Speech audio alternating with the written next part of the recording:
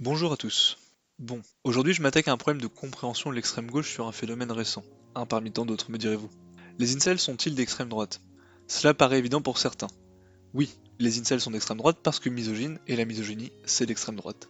Cette explication simpliste ne tient pourtant pas debout. D'abord, qu'est-ce qu'un incel? Incel, c'est la contraction de deux mots, involuntary celibate, que l'on pourrait traduire par célibataire involontaire.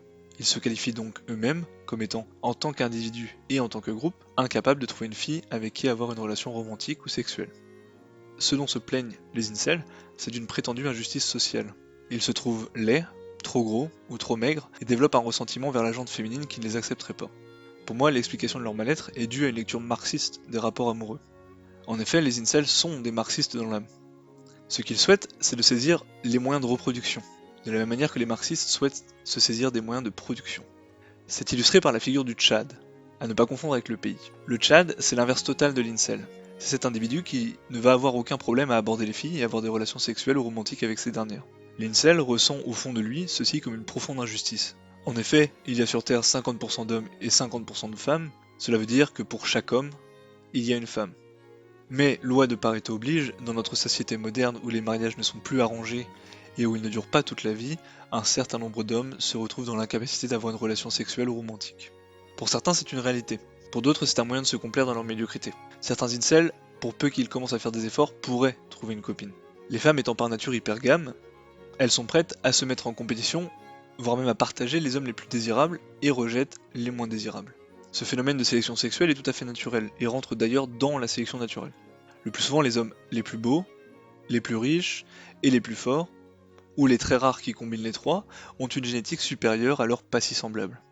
Le marxisme explique que si la pauvreté et la richesse existent, c'est parce qu'il y a un système d'oppression. Les riches oppressent les pauvres, et que pour corriger ce système d'oppression, il faut légiférer et redistribuer.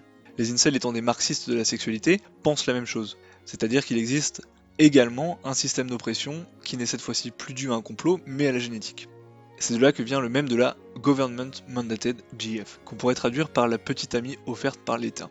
La vaste majorité des incels pensent donc que pour rééquilibrer la sélection naturelle, l'État doit légiférer.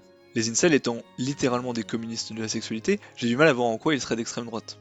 La misogynie et la compréhension des bases génétiques de cette disparité ne suffisent pas. La volonté de revenir à un système plus ancien où les mariages arrangés existaient, non plus. En effet, si les incels étaient effectivement d'extrême droite, eh bien ils passeraient leur tour. Ils reconnaîtraient que, pour des besoins eugénistes, il serait bon pour la société qu'ils ne transmettent pas leurs gènes.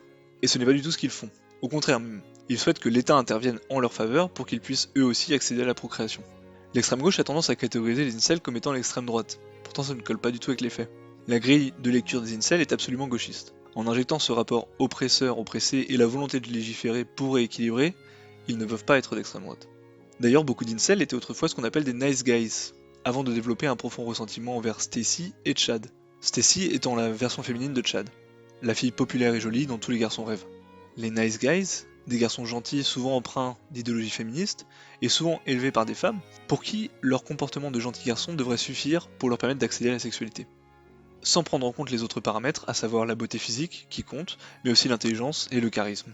C'est à cause d'un mensonge qu'on leur vend depuis toujours, à savoir que c'est la beauté intérieure qui compte.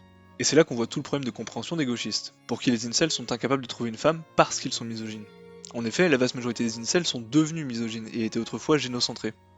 Ce n'est donc pas uniquement parce qu'ils sont misogynes qu'ils ne trouvent pas de copines, mais pour d'autres raisons, qui ont, partiellement, des explications biologiques. Sinon, pendant leur période de nice guy, avant de devenir misogynes, ils auraient pu accéder à la sexualité. Les incels, c'est le côté obscur du mal féministe, qui, à force de se faire friendzone, va se mettre à détester ce qu'il désire le plus au monde, c'est-à-dire la gente féminine. De la même manière que le marxiste, qui est un raté, déteste ce qu'il désire le plus au fond de lui, à savoir la richesse.